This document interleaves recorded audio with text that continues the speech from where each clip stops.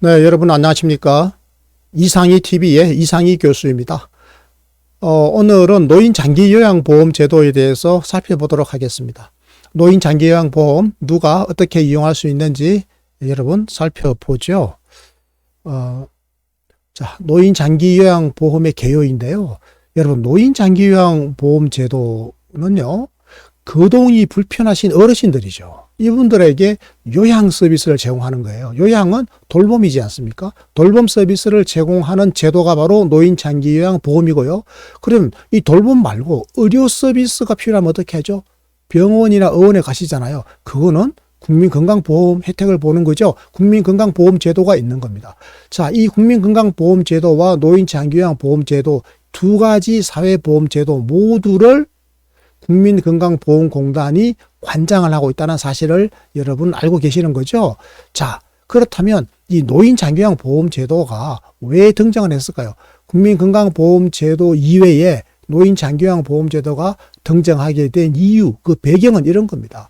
이제 가족 단위에서 노인을 수발을 부양하는 것이 어려워졌죠. 대가족 사회가 아니기 때문에 그렇습니다. 현대사회에는 핵가족화가 진행되었고 고령화, 여성의 경제활동 참가가 증가했기 때문에 이제는 개인과 가족 단위에서 돌볼 수가 없는 겁니다. 그래서 국가, 사회와 국가가 이 어르신 돌봄의 책임을 맡아달라, 이런 정치사회적 요구가 분출했던 거죠. 그래서 2008년 7월에 이 노인장기요양보험제도가 처음으로 실시되었고 올해 2022년 이제 15년째를 맞고 있습니다. 자, 이 노인장기요양보험제도의 목적이 뭐죠? 그렇죠. 돌봄을, 즉 요양을 사회화한다. 개인이나 가족의 책임이 아니라 사회와 국가의 책임으로 한다, 이거죠. 자, 고령이나 노인성 질병 등의 사유로 일상생활을 혼자 수행하기 어려운 노인이 계신다. 자, 일상생활을 혼자서 수행을 하기가 어려워요. 저희 어머니나 아버지가 일상생활을 혼자서는 수행하기가 어려워요. 이렇게 판단이 들죠. 자, 그러면 이분들은 도움을 받아야 되죠. 자, 신체 활동의 도움, 가사 활동의 지원, 인지 활동의 지원. 자, 이런 지원을 받아요. 이걸 우리가 장기요양급여라고 그러는데요. 이 급여를 제공받게 되는 것이 바로 노인 장기요양보험제도. 그래서 노후의 건강정진, 생활 안정을 도모하겠다. 가족의 돌봄 부담을 덜어드리겠다. 그래서 국민 전체의 삶의 질을 향상시키겠다. 바로 이것을 목적으로 하는 사회보험제도가 노인 장기요양보험 제도라는 것을 우리가 이제 알 수 있는 거죠. 자, 노인 장기요양보험법, 이 법에 따라서 국민건강보험공단이 국민건강보험제도와 함께 관리와 운영을 맡아보고 있다. 이것은 뭐죠? 관리와 운영의 효율성을 높이기 위해서 그렇다. 그러니까 국민건강보험공단은 두 개의 법을 관장하고 있는 거죠. 두 개의 법. 뭐죠? 노인장기요양보험법도 하나는 국민건강보험법이죠. 자, 이 노인장기요양보험은 노인 중심의 급여다라고 하는 걸 알 수가 있는 겁니다. 그러니까 65세 이상 노인이 대상이 되는 거고요. 혹은 65세 미만이라고 하더라도 노인성 질환을 가진 사람은 대상이 돼요. 자, 이분들 중에서 6개월 이상을 혼자 일상생활을 수행하기 어렵다고 인정돼야 되는 겁니다. 한두 달 일상생활 하기 어려운 정도로는 노인장기요양보험 혜택을 못 보죠. 노인장기요양 혜택은 쭉 보는 것이기 때문에 6개월 이상 혼자서 일상생활을 수행하기 어렵다고 인정돼야 된다. 이 말씀을 제가 드립니다. 자, 그렇다면 노인장기요양보험을 신청을 해야 되겠는데요. 제 어머니가 거동이 불편하세요. 이제 혼자서 일상생활 하시기가 좀 불편한 것 같은데요. 어려운 것 같은데요. 자, 그러면 신청을 해야 되겠죠. 자, 신청 대상이 되는 분들은 법률적으로 노인장기요양보험법의 대상자라야 돼요. 그래야 노인장기요양 인정을, 노인장기요양 받고 싶어요. 저 평가해 주세요. 이 평가를 신청할 수가 있는 거거든요. 평가를 통해서 이 인정을 받는 것이기 때문에. 자, 그러면 노인장기요양보험제도의 가입자이거나 그 피부양자라든지 아니면 국민기초생활보장법에 따른 의료급여 수급자라야 되는데요. 자, 우리 국민 모두는요, 장기요양보험의 가입자 혹은 그 피부양자이든지 아니면 의료급여 수급자이든지 여기 다 속해 있어요. 그러니까 노인 장기요양보험의 그 신청 대상은 우리 국민 누구나 다 된다 이 말이죠. 그러니까 건강보험의 가입자이면 노인 장기요양보험의 당연 가입자가 되거든요. 그러니까 건강보험의 가입자이든지 아니면 국민기초생활보장법에 따른 의료급여 수급자이든지 우리 국민 누구라도 노인 장기요양보험의 신청 대상이 된다. 자, 그렇다면 이제는 노인 장기요양보험 신청해야 되겠죠? 그럼 어떤 절차를 거쳐서 신청을 하느냐? 아, 제 어머니가 이제 거동이 불편하세요. 아, 그러면 노인 장기요양보험의 각종 돌봄 혜택을 받아야 되겠죠? 신청을 해야 돼요. 어떤 절차를 거쳐야 되는지 간단히 살펴봅니다. 먼저 신청을 해야 돼요. 이거는 신청주의 원칙이 있기 때문에 신청을 하지 않으면 혜택을 볼 수가 없어요. 그럼 어디다가 신청하냐고요? 내가 살고 있는 지역에 국민건강보험공단 지역사무소가 있어요. 지사. 이 지사의 장기요양센터에다가 신청을 하면 되는데요. 신청하는 방법 간단해요. 어떻게 하면 된다고요? 방문하셔도 되고요. 아니 우편이나 팩스도 되고 인터넷도 됩니다. 전화를 하셔도 됩니다. 이렇게 해가지고 신청을 하시죠. 그러면 그 다음에는 이 공단 직원이 방문조사를 오십니다. 어머니가 계시는 집으로 오신다 이거죠. 그럼 방문조사를 해요.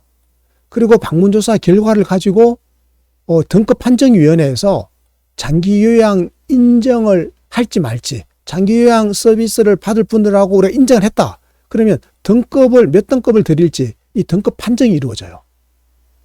자, 그러면 이제는 건강보험공단의 장기요양센터에서 장기요양 인정서를 보내드립니다. 또 표준 장기요양 이용 계획서라고 하는 것도 보내드려요. 이 장기요양 인정서와 표준 장기요양 이용 계획서 이거를 이제는 보내드립니다. 이걸 받아서 이제 장기요양 기관에 가셔서 서비스를 이용하시면 됩니다. 이용 계약을 맺으시고 이용을 하시는 거죠. 자, 다시 한번 정리를 해봅니다. 먼저 국민건강보험공단에 노인 장기요양 인정을 신청을 해야 됩니다. 그러면 공단 직원이 이제 방문을 해요. 방문을 해서 직접 조사를 하는 거거든요. 그럼 이 조사 결과를 가지고 등급판정위원회에서 이 장기요양 등급 판정을 한단 말이에요. 자, 그러면 이제 국민건강보험공단에서 장기요양 인정서와 장기요양 이용 계획서를 송부해 드립니다. 그럼 이걸 가지고 장기요양 기관에 가셔서 급여 이용 계약을 하시고 장기요양 급여를 서비스를 제공받으시면 되는 겁니다. 장기요양 기관, 재가 서비스든 입소 서비스든 장기요양 기관을 이용할 수가 있는 거죠. 자, 제가 아까 방문조사 한다고 그랬죠. 누가 방문조사 한다고 그랬죠? 그렇죠. 국민건강보험공단의 직원들이 어머니 집을 찾아오셔서 조사를 해요. 그럼 뭘 조사하느냐? 이 조사가 중요하거든요. 조사를 우리가 인정조사라고 그래요. 노인 장기요양보험의 혜택을 볼 수급자로 인정을 할 수 있는지 인정 여부를 조사하기 위해서 뭘 조사하시겠습니까? 혼자서 6개월 이상 일상생활을 할 수 있는지 없는지, 그렇다면 할 수 없다면 어느 정도의 도움이 필요한지, 도움의 크기가 얼만큼인지를 우리가 청량해야 되겠죠. 계측해야 되겠죠. 자, 그걸 하기 위해서 조사를 하는 겁니다. 먼저 신체 기능을 조사해요. 기본적으로 일상생활을 할 수 있는지의 여부, 이런 걸 조사하고요.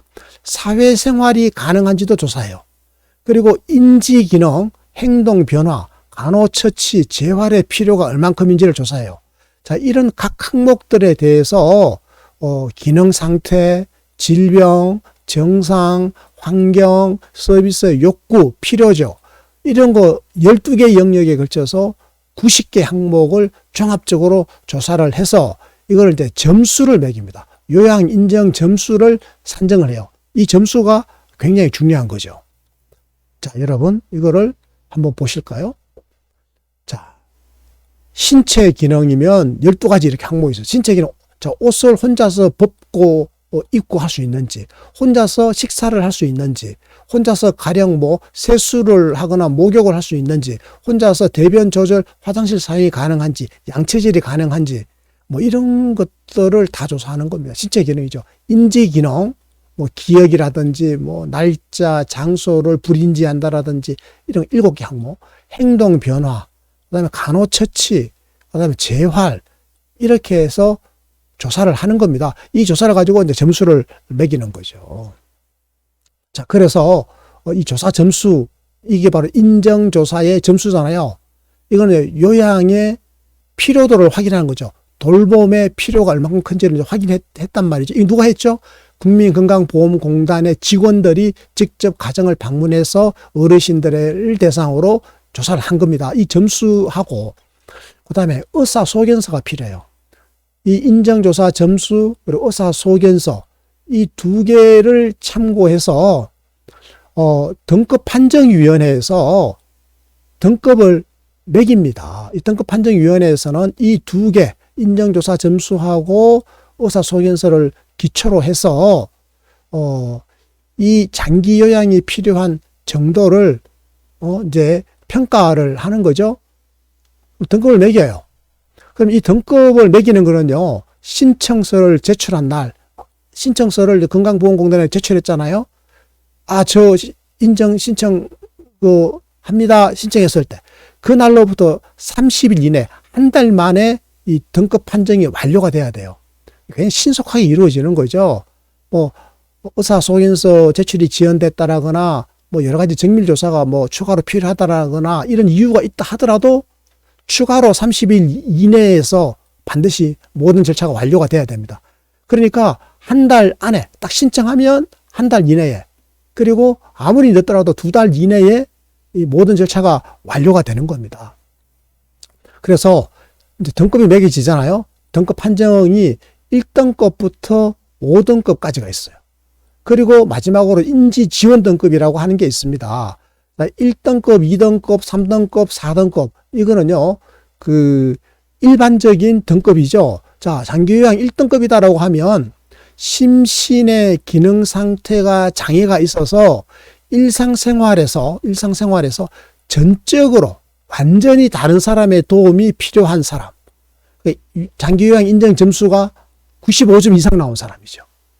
그러니까 다른 사람의 도움에 완전히 의존해야만 되는 사람. 주로 이렇게 와상이죠. 주로 이제 병상이면 주로 누워 계시는 분들이에요. 이분들은 1등급이에요. 그럼 2등급은 누구냐? 2등급은 일상생활에서 상당 부분 다른 사람의 도움이 필요해요. 상당 부분. 2등급이죠. 3등급은 부분적으로 다른 사람의 도움이 필요해요. 그리고 4등급은요, 일정 부분 다른 사람의 도움이 필요해요. 그리고 부분적으로 다른 사람의 도움이 필요한 사람은 장기요양 인정 점수가 60점에서 75점 사이. 그 다음에 4등급은 51점에서 60점 사이. 이래요.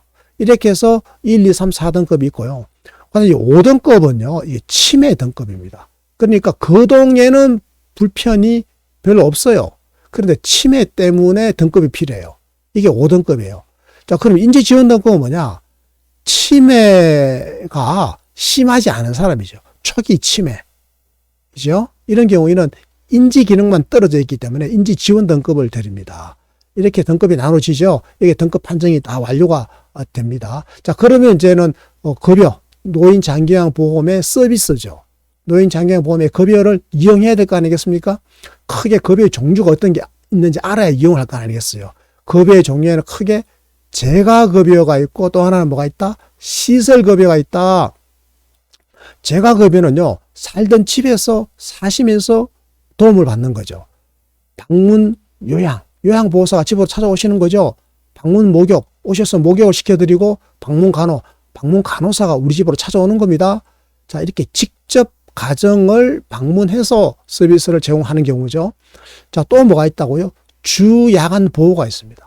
낮 시간 동안에 이제 주야간 보호센터 기관이죠. 주야간 보호센터에 머물면서 프로그램을 이용하시고 이제 오후에 저녁에 집에 돌아오시는 거죠. 귀가하시는 겁니다. 여기 이제 주야간 보호고요. 단기 보호는 보호자의 사정 때문에 돌볼 여건이 안 되는 경우 단기적으로 시설에 입소할 수 있는 게 단기 보호죠. 주로 집에 계시다가 이제 보호자가 사정이 있어서 잠시 이렇게 어르신을 시설에 맡기는 거죠. 자, 그 다음에 복지용구, 전동 침대, 휠체어, 이런 이제 일상생활에 필요한 어르신들이 필요로 하는 물품들 있죠. 거동이 불편하신 분들에게 각종 물품이 필요해요. 이거 우리가 복지용구라고 그래요. 자, 그러면 재가급여에는 뭐가 있다고요? 방문요양, 방문목욕, 방문간호, 이렇게 방문을 오셔서 서비스를 제공하는 경우, 그 다음에 주야간 보호, 단기 보호, 복지용구가 있다. 자, 시설급여는 이제 요양원에 입소하는 겁니다. 24시간 내내 장기요양 급여를 제공받는 형태겠죠. 시설에 아예 요양원에 아예 들어가시는 경우죠. 자, 이 재가급여와 시설급여에 대해서는 제가 다음 시간에 별도의 시간을 마련해서 제가 상세하게 여러분들께 설명해 드리도록 하겠습니다. 자, 아까 제가 등급을 말씀드렸잖아요. 등급판정위원회에서 등급을 부여받았죠. 근데 1등급이나 2등급을 받았다. 자, 1등급이나 2등급은요. 거동이 굉장히 불편하신 분들입니다. 주로 침상 생활에 의존하시든지, 그래서 상당한 수준의 아니면 거의 전적으로 도움을 필요로 하는 그런 분들이죠. 이분들은요, 집에 계셔도 되고, 즉, 재가 서비스를 이용해도 되고, 시설 서비스를 이용해도 됩니다. 둘 중에 하나를 선택하는데요. 중복 이용할 수는 없습니다. 중복은 불가하고요. 재가 서비스든 시설 서비스든 둘 중에 하나를 이용을 하는 겁니다. 재가급여냐 시설급여냐. 자, 둘 중에 하나를 선택하실 수 있다. 자, 등급이 만약에 3, 4, 5등급 중에 하나가 나왔다. 그럼 이거는요. 이런 경우에는 재가급여만 이용할 수가 있습니다. 아시겠죠? 재가급여. 시설급여는 원칙적으로 이용을 못 하시는 겁니다. 왜냐하면 이분들은 부분적으로 주로 도움이 필요한 분들이기 때문에 그렇죠. 자, 집에 계실 수 있다.